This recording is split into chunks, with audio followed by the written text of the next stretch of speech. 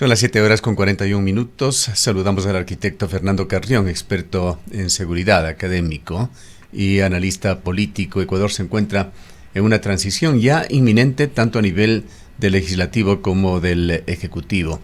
El plan Fénix, algunas veces mencionado dentro de la campaña electoral y en debates, es aún poco conocido en Ecuador. No hay detalles sobre qué es lo que va a hacer el próximo gobierno en materia de seguridad, mientras continúan las crónicas rojas de los diarios llenándose de trágicas noticias día a día. Cuenca vive una situación de seguridad mejor que en el resto del país, pero hay conciencia en esta ciudad por parte de sus autoridades y habitantes que esta situación es muy precaria, pues la violencia inunda al país. Quisiéramos en esta mañana enfocar esta transición política y particularmente el tema de la seguridad con el arquitecto Fernando Carrión. ¿Cómo ve usted este tema? Iniciemos por la situación que se ha presentado. La preocupación también por la expulsión de 6,000 venezolanos desde el Perú, y con este tema de la ciudadanía universal que predomina en Ecuador, la situación de las autoridades que han decidido no tomar ningún tipo de acción preventiva. ¿Qué tal? Buenos días. Un saludo cordial a la amplia audiencia que tienen. Sí, estamos ya en los momentos finales del periodo del presidente Guillermo Lasso y la entrada del nuevo presidente, Daniel Noboa. Desgraciadamente, las señales respecto de lo que haría, incluso de su gabinete, todavía son muy precarias. Simplemente para indicar dos cosas. No tenemos todavía el ministro de Gobierno y ya se ha llegado a un acuerdo en la Asamblea los tres partidos mayoritarios. Esto es ADN, el Partido Social Cristiano y la Revolución Ciudadana, sin que haya, como digo, un ministro de Gobierno. Me parece que es un caso pues increíble, porque me imagino que está manejándose eso de forma directa por la jefatura del bloque de Alianza Democrática Nacional. Además, arquitecto, perdone que le interrumpa en este punto. Precisamente el día de hoy va a haber una reunión del COSEPE, la última en la que va a estar Guillermo Lasso, la primera en la que va a participar Daniel Noboa, en la que se le va a informar sobre los avances, las investigaciones, los datos que tienen dentro del COSEPE, pero todavía no hay un ministro del Interior o los ministros de Defensa, del Interior y del quien va a estar al frente de las cárceles del país, que es uno de los temas más conflictivos que acompañarían a Noboa en esta reunión. Justamente a eso iba. Es decir, hoy día se tiene la reunión, yo diría, de transición más importante, porque el presidente entrante va a tener toda la información por parte de todos los voceros del gobierno nacional que preside pues Guillermo Lasso, y no se tiene pues las personas que van a manejar todo esto. Exactamente lo que usted decía. ¿Quién va al SNAI? ¿Quién va al Ministerio del Interior, al Ministerio de Defensa, al área de inteligencia? El etcétera? De gobierno. El de gobierno obviamente también. Y entonces esto lo que nos muestra es que todavía no están muy definidas las cosas. Y es cierto, lo único que tenemos es esta cosa de marketing del plan Fénix, pero eso no es una propuesta de gobierno, sino es una propuesta de campaña electoral. Y yo sí creo que a estas alturas el pueblo ecuatoriano y el Ecuador en general sí requiere mayor información. ¿Cómo ve usted esta situación? Y perdone que me reitere en esto de los venezolanos. De ninguna manera queremos sugerir xenofobia, pero en Ecuador ha habido mucha liberalidad en las fronteras. Se ha criticado lo que ha sucedido en el pasado, lo que ha permitido de alguna manera incluso la instalación de peligrosas mafias en el territorio ecuatoriano. Venezolanos o de cualquier otra nacionalidad deben pasar ciertos filtros para ingresar a instalarse en un país. Bueno, el problema que tenemos en general, yo diría en Sudamérica, es que ha habido un proceso migratorio de Venezuela muy fuerte. Han salido cerca de 8 millones de personas y en general la mayor parte de estas se ha dirigido por tierra desde Ecuador hasta Argentina, incluso por Brasil. Y entonces en cada uno de estos países ya está produciéndose cierto tipo de regulaciones. El caso chileno fue muy claro y eso le rebotó a Perú. Y ahora Perú está en la misma línea de Chile y nos va a rebotar a nosotros. Y yo supongo que el Ecuador tendrá que hacer algo parecido y le rebotará a Colombia. Y después, claro, tendrá que regresar a Venezuela.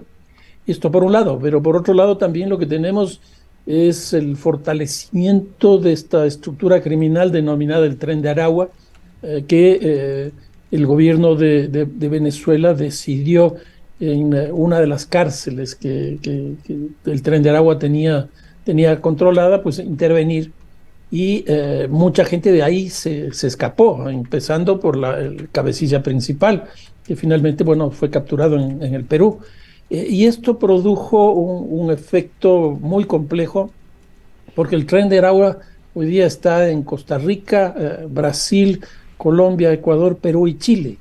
Es decir, se internacionalizó, porque eso es lo que ocurre generalmente cuando se hacen este tipo de acciones y no se tiene en cuenta los efectos que esto pueda traer. Se produjo lo que ya se conoce en el mundo de la violencia, de lo que llaman el efecto globo, o en México el efecto cucaracha. Entonces lo que se produjo fue una dispersión. Y entonces hoy día tenemos esa combinación, una cantidad de migrantes venezolanos de forma irregular en los países de Sudamérica y la extensión del famoso Tren de Aragua, que tiene ya alrededor de 22 tipos de delitos. Es decir, no es un tipo de cartel, de mafia, etcétera, que se ha especializado en algún tipo de delito, sino que más bien es altamente diversificado y eso está generando muchísimos problemas. Quisiera, para salirnos de este tema en concreto, preguntarles sobre esas dos denominadas así, porque sí se comprobó a través de los teléfonos celulares, marchas de la muerte, que claro, tenían este nombre que sugiere lo que dicen las palabras de allí, pero se convirtió en realidad en un desafío blando, pero desafío a las autoridades y al orden en dos ciudades, en Guayaquil y en Quito. Motociclistas violando exprofesamente ordenanzas, normas de tránsito, normas de comportamiento, en dos capítulos que se dieron en Cuenca y Guayaquil.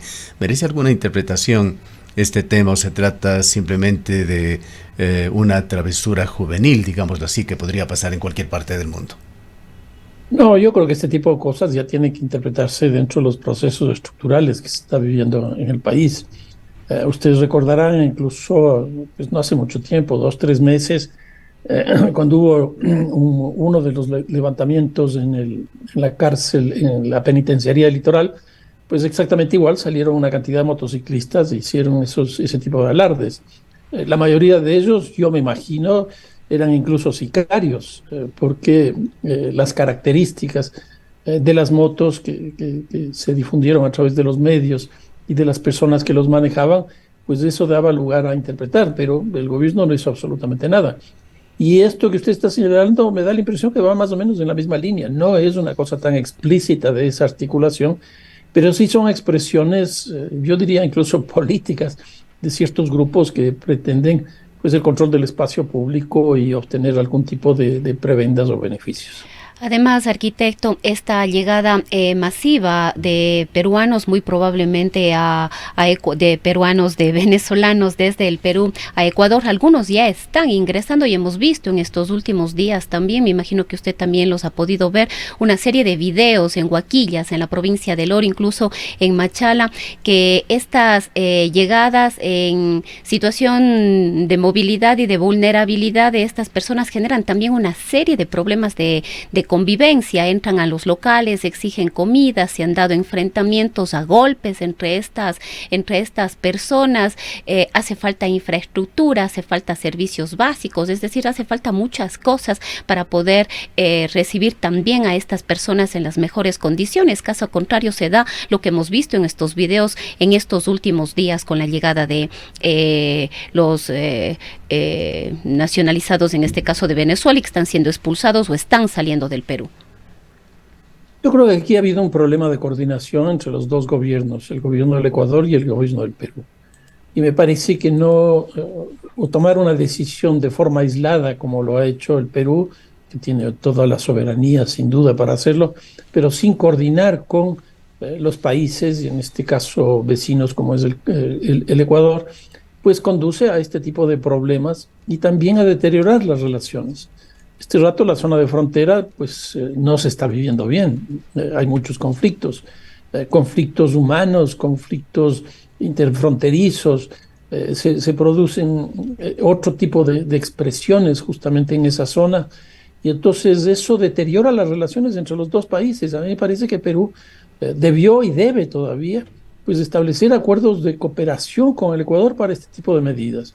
Y aquí lo que hay que ver también es qué va a hacer el Ecuador, porque si el Ecuador actúa, como veo yo que está ocurriendo, una especie de escalera, porque esto empezó en Chile, ahora Perú, probablemente después seguiremos nosotros, y entonces nosotros tendremos que enviar esto a Colombia, pero yo creo que sería bueno aquí más bien establecer una política conjunta de todos estos países para de manera coordinada, etcétera, encontrar una salida a este problema y obviamente incorporar a Venezuela, porque finalmente tendrán que regresar a Venezuela. Dentro de los diagnósticos de tipo académico que se hacen, que posiblemente usted también hace siendo experto en el tema, de esos mapas de seguridad, la poderosa mafia Tren de Aragua no se ha instalado en Ecuador, lo ha hecho en otros países de América. ¿Hay alguna razón, alguna conclusión que se pueda llegar de el por qué se ha actuado así? Aunque no hay un capítulo en Ecuador, sí se conoció que se detuvo a uno de sus dirigente del Tren de Aragua en la ciudad de Loja. No, yo creo que sí está actuando acá. Lo que pasa es que, como decía yo hace un momento, es un tipo de estructura criminal altamente diversificada. Y entonces, nada raro es que esté metido, por decir algo, en el tráfico de drogas, que es lo principal, pero también en las extorsiones, que tiene un abanico muy grande, un menú muy grande de alternativas que van desde secuestros, vacunas, extorsiones virtuales, etcétera, que yo creo que probablemente sí están presentes. O sea, el incremento de este tipo de acciones delincuenciales en el país ha sido notable y más o menos va con las fechas que ocurrieron este levantamiento y esta acción por parte del Estado venezolano en esta cárcel. Entonces, yo creo que sí, que están presentes. Lo que pasa es que no son tan perceptibles y tampoco son tan violentos como otros carteles. Y creo que aquí hay una diferencia frente a los otros, por ejemplo, el cartel de Sinaloa, Andrangheta, Primer Comando de la Capital, etcétera, es que ellos actúan a través de grupos locales. Entonces ahí se fortalecen los choneros, los chonequiles, R7, los lobos, etcétera, etcétera. Y en este caso, pues actúan de forma directa y probablemente ya están también pues vinculándose a los grupos locales porque como conocen el terreno, conocen las circunstancias, puede ser que haya incluso alianzas en ese sentido. Vayamos en términos generales a lo que está pasando con la política ecuatoriana, con esas negociaciones, cabildeos que se han dado en la Asamblea Nacional. Se va perfilando una mayoría del Partido Social Cristiano, la Revolución Ciudadana y ADN. Se ha dicho que se está discutiendo una agenda que sí incluye seguridad, también salud, educación, empleo, temas energéticos y de producción petrolera. ¿Cómo ve usted lo que está pasando en la Asamblea? ¿Qué proyecciones se están dando hacia el futuro? Bueno, de lo que se ha escuchado, que francamente es muy poco, porque recién ayer salieron algunas noticias al respecto, es que como que habrían dos espacios de negociación de este acuerdo tripartito, Partido Social Cristiano, Revolución Ciudadana y ADN, y es que uno sería el reparto de los distintos puestos y dignidades dentro de la Asamblea. Esto es principalmente la presidencia, las dos vicepresidencias y el CAL, pero aparte de eso también están las presidencias de las comisiones. Y ahí hay por lo menos dos comisiones que me parece que son claves a estas alturas. La una es la Comisión Legislativa y la otra es la Comisión de Fiscalización. Entonces tendremos que ver esto. Bueno, la presidencia y las dos vicepresidencias me parece que está más claro. La presidencia iría al Partido Social Cristiano, la segunda, la primera vicepresidencia a ADN y la tercera a la Revolución Ciudadana. Y habrá que ver en las otras comisiones, y como digo, estas dos son claves, Sí se ha reservado a ADN unas que para el gobierno son muy importantes, como la Comisión Económica Financiera, pero las otras todavía no conocemos Bueno, también la quién conformación será. del CAL. La del CAL también ya está definida, no con nombres, pero sí con las representaciones de las cuatro organizaciones políticas principales, porque ahí se suma, construye por la cantidad de votos que tiene. Y lo otro es, se ha dicho justamente, es darle gobernabilidad y espacios de acción al presidente en las políticas más significativas en términos de seguridad, salud, educación y la política petrolera. Pero más allá de este tipo de generalidades, pues desgraciadamente no se conoce y eso sabremos justamente, supongo que el día 17 en que se posicione la Asamblea. ¿Usted considera, arquitecto, que efectivamente quedó fuera de estos acuerdos el juicio político a la fiscal general Diana Salazar? Yo creo que no, porque ayer incluso los voceros de la Revolución Ciudadana lo dijeron de alguna manera de forma explícita, que Daniel Noboa desde los Estados Unidos, cosa que me llamó poderosamente la atención, que lo haga desde allá, haya dicho que ellos no van a apoyar. Eso no significa que no se vaya a hacer el juicio. Entonces probablemente se haga el juicio, ADN, como tiene un voto minoritario, no vote en ese sentido, pero el Partido Social Cristiano y la Revolución Ciudadana están de la mano. Entonces, nada raro es que el juicio se haga y Daniel Noboa cumpla su palabra, no apoyar ese proceso. ¿Cómo ha visto, por otra parte, saltándonos un poco las cosas, esa reunión que ha trascendido de la vicepresidenta elegida en Ecuador, Verónica Abad, en Madrid, el día de ayer con el líder conservador de Vox, Santiago Abascal? De lo que se cita en los pocos cables que han cubierto este tema, señalan que Verónica Abad le ha mostrado a Abascal, ha declarado ante Abascal, cuenta con todo mi apoyo desde Ecuador para la defensa de los valores que compartimos. Yo creo que ese es un tema complicado que va a tener el presidente Noboa. Ya lo tuvo en la campaña al extremo de que prácticamente no participó, si se quiere, en la segunda vuelta, estuvo prácticamente ausente. Y luego ya una vez ganado, pues se decidió las competencias que tiene, porque el presidente le asigna a la vicepresidencia las funciones y le asignaron unas competencias bastante pues menores, algo así como el manejo de la migración ecuatoriana hacia el exterior dentro de la Cancillería. Entonces, a mí sí me da la impresión que va a ser un problema y que una reunión de este tipo de alguna manera contrarresta los acuerdos que se hacen en la Asamblea y un poco las declaraciones que además han sido muy escuetas, por un lado, y muy pocas las del presidente Noboa. Hay analistas que señalan que se está dando una derechización del espectro político e ideológico en Ecuador. ¿Llega tanto la situación? Bueno, lo que nosotros vemos desde el fin del correísmo en el año 17, uno podría decir que la tendencia es hacia eso, pero que se rompe un poco ahora con el acuerdo del Parlamento, de la Asamblea, que hay una cosa distinta. Y respecto de la acción ya del Ejecutivo, de la Presidencia de la República, la información que se tiene es muy escueta, es muy escueta. Yo creo que uno de los grandes problemas que va a tener y tiene ya el presidente electo es la comunicación con la sociedad. Y me da la impresión que esto también ya ha traído su primera consecuencia. Es la primera crisis de gabinete antes de que se posicione prácticamente, porque el señor Carmiñani, que era la persona que iba a manejar todo el área de comunicación, pues ya no lo va a hacer. Se habla de Roberto Izurrieta, que es de CNN, pues, y también de la Universidad de Chicago, de Washington, y que pues cumplió esta función con Maguad, que sería a cargo de esa área. No sé si eso se vaya a concretar o no, pero eso es lo que está pasando. Yo creo que uno de los grandes problemas que estamos teniendo hasta ahora en el país es que no hay señales, no hay claridad respecto a lo que se quiere hacer y el silencio termina siendo algo así como la política oficial. Quisiera también tener su criterio, arquitecto Carrión, sobre lo que está pasando en Construye y Gente Buena, que acaba de separarse en dos grupos, van perdiendo relevancia, cada uno independientemente en la Asamblea, por la disminución significativa de un bloque que era de 30, que queda reducido ya a cifras menores, 11 y 18 aproximadamente.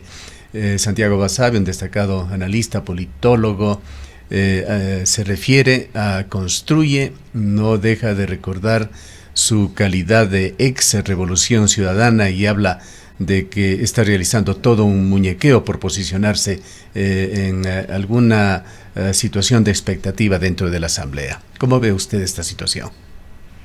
Bueno, Construye es la segunda fuerza política, si nosotros vemos por el número de miembros, pero Construye no tiene la fuerza de una estructura política explícita. Su origen es básicamente ruptura de los 25. Y ahí tiene su liderazgo principal en María Paula Romo, que no está siquiera en el Ecuador, está fuera. Y entonces hace una coordinación, una jefatura, un liderazgo pues a control remoto, que en nada se parece a lo que hace también Rafael Correa. En otras palabras, eso le está debilitando mucho. Este Construye fue la suma de 2, 3 organizaciones bueno, cuando es asesinado Fernando Villavicencio, esa amalgama que él generaba se viene abajo y bueno, tiene un bloque interesante básicamente por la condición de víctima que eso significó y porque, bueno, lideró el proceso electoral final Zurita, y eso les dio votos importantes, pero ya en el camino, pues lo que siempre ocurre, que las fuerzas que provienen del Ejecutivo tienen mecanismos suficientes para producir fragmentaciones, y el propio desarrollo de las actividades dentro de la Asamblea también producen fragmentaciones.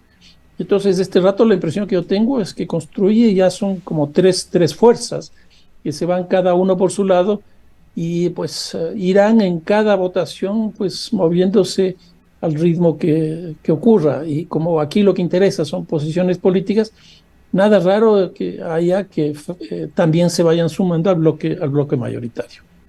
Bien. Le agradecemos mucho por habernos atendido en esta mañana, arquitecto Carrión. No, muchísimas gracias a ustedes. Un saludo cordial. Declaraciones del académico Fernando Carrión, experto en seguridad y análisis políticos.